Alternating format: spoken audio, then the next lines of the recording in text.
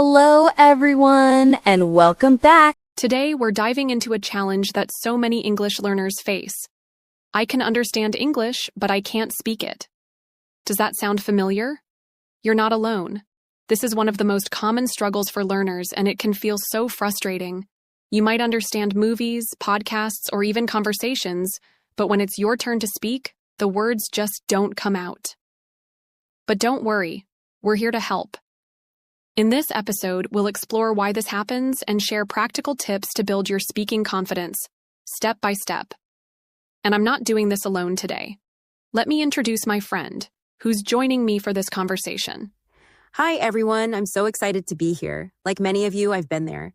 I used to understand English pretty well. I could watch shows without subtitles and follow conversations. But when it came to speaking, I froze. My mind went blank, and I felt so nervous. But over time, I found ways to overcome this struggle, and now I feel much more confident speaking in English. I can't wait to share my story and the techniques that worked for me. Hopefully, they'll help you too. So, whether you're just starting to build your speaking skills or you've been stuck for a while, this episode is for you. Let's get comfortable, relax, and dive into this topic together. Before we talk about solutions, let's start by understanding the problem. Why is it that you can understand English but struggle to speak it? Well, it's actually more common than you might think. When you listen to English, whether it's a podcast, a movie, or a conversation, you're using your passive skills. These are the skills that help you absorb information. But speaking? That's an active skill. It requires you to produce the language, and that can feel like a completely different challenge. Exactly. For me, it felt like I had all these English words floating around in my brain, but when I tried to speak, it was like they were stuck in a box I couldn't open. I understood everything people said to me, but I couldn't respond. It was so frustrating. And that frustration can make the problem even worse.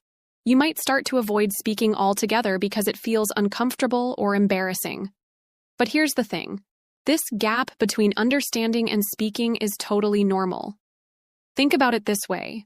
When you first learned to ride a bike, you had to practice balancing, pedaling, and steering all at the same time.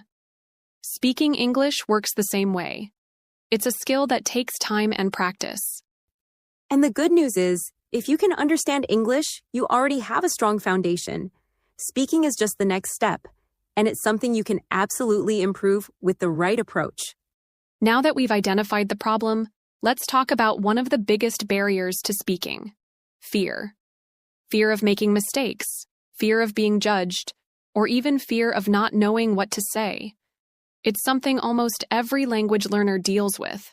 Oh, I've been there. I used to overthink everything before speaking. I'd be like, what if I say the wrong word? What if they laugh at me? And honestly, most of the time, I'd end up saying nothing at all. And that's such a common experience. But here's the truth. Making mistakes is a natural part of learning. Nobody expects perfection, and those little errors, they're actually opportunities to learn and get better. Think about kids learning to speak their first language. They make mistakes all the time, mixing up words, mispronouncing things, but they keep trying because they're not afraid of failing. Exactly. And you know what helped me? Realizing that most people don't even notice your mistakes, or if they do, they don't care. If anything, they respect that you're making the effort to speak another language. Once I stopped worrying so much about being perfect, I started to improve so much faster. So, one of the first steps to speaking confidently is changing your mindset. Instead of aiming for perfection, aim for progress. Focus on communicating your ideas, even if it's not 100% perfect.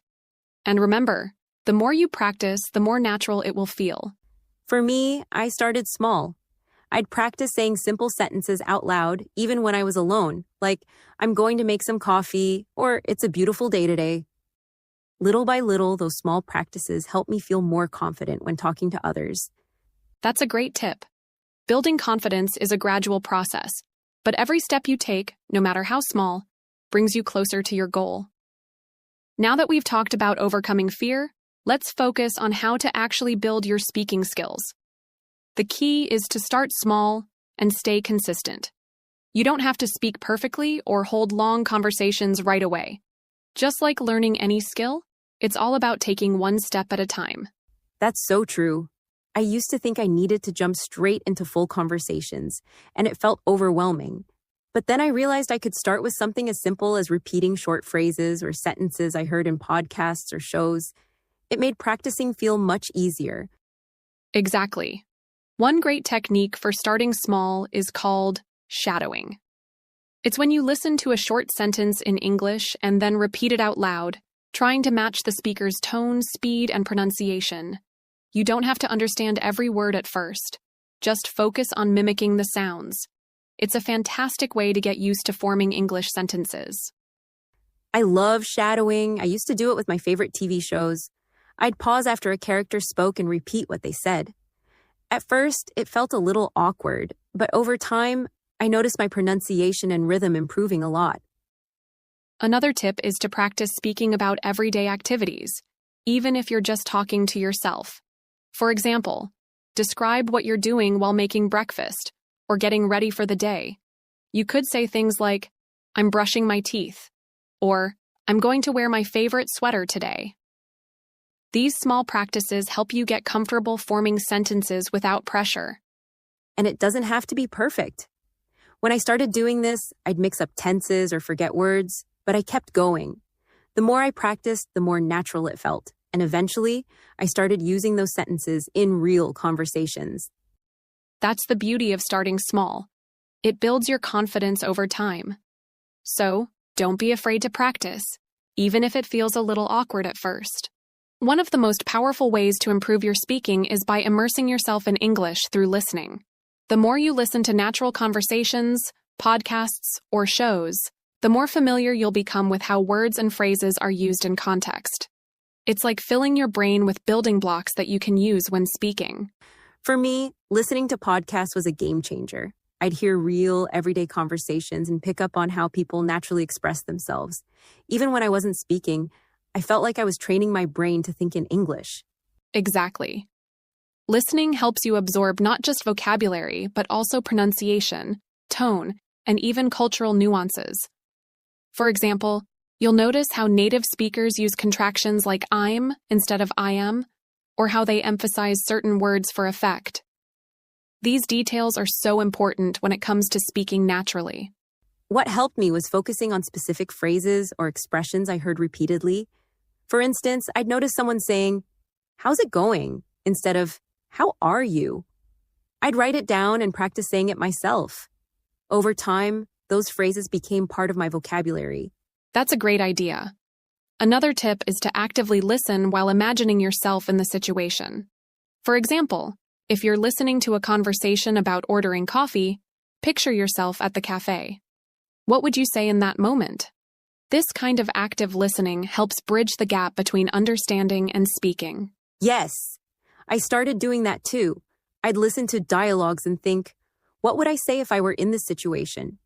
It made me feel more prepared when similar situations happened in real life. So whether you're listening to podcasts, watching shows, or even practicing with our videos, remember to stay engaged. Pay attention to how people speak and think about how you can use those phrases yourself. Now that we've talked about listening, let's focus on speaking. A lot of learners think they need a partner to practice, but the truth is, there are so many ways to create opportunities to speak, even if you're practicing on your own. True. When I started, I didn't have anyone to practice with, so I found creative ways to get myself talking. One of the easiest things I did was talk to myself. I'd describe my day, plan out loud what I was going to do, or even pretend I was having a conversation. And that's such a great strategy. Talking to yourself might feel a little strange at first, but it's a fantastic way to practice forming sentences and getting comfortable speaking out loud. For example, you could say, "I'm going to cook dinner now," or "I had a busy day at work." The key is to make it a habit. Another thing that worked for me was practicing with language exchange apps. I found people who wanted to learn my native language, and we'd practice together. It was so helpful because I could speak with real people and get feedback in a relaxed way. That's a great suggestion. You can also try recording yourself speaking. Pick a topic, talk about it for a minute or two, and then listen back. It helps you notice areas where you can improve, like pronunciation or grammar, and it builds your confidence hearing yourself speak in English. I used to do that all the time. At first, I didn't like hearing my own voice, but it really helped me spot mistakes and track my progress. Plus, it made me more confident when speaking to others because I had already practiced so much on my own. Whether you're talking to yourself, using apps, or recording your voice, the most important thing is to make speaking a regular part of your routine. Every little bit of practice adds up. Now, let's talk about something that holds many learners back: mistakes. If you're afraid of making mistakes, you're not alone. But here's the thing: mistakes are not something to fear. In fact, they're one of the best ways to learn. Oh, absolutely. I've made so many embarrassing mistakes while speaking English, but you know what? Most of the time, people didn't even notice, or they just laughed along with me, and that made it less scary.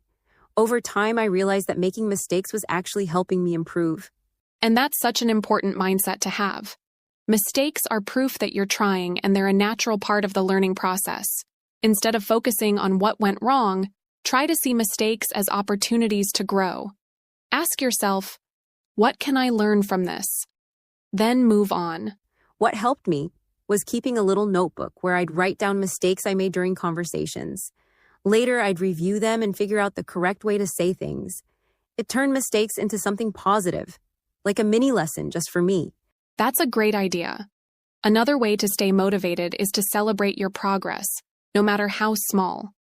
Maybe today you used a new phrase you learned, or you had a short conversation in English without freezing. Those are big wins, and it's important to acknowledge them. Yes, and remember, language learning is a journey, not a race. Everyone improves at their own pace, so don't compare yourself to others. Focus on your own progress and enjoy the process. The more you practice, the more confident you'll feel. Mistakes are your stepping stones to success, and staying motivated is about recognizing how far you've come and knowing that every effort you make brings you closer to fluency. Thanks so much for joining us today. Remember, the key to improving your English is to keep practicing and listening regularly. The more you expose yourself to the language, the more natural it will feel over time. Thank you so much for letting us be a part of your learning journey. Keep practicing, keep improving, and take care, everyone.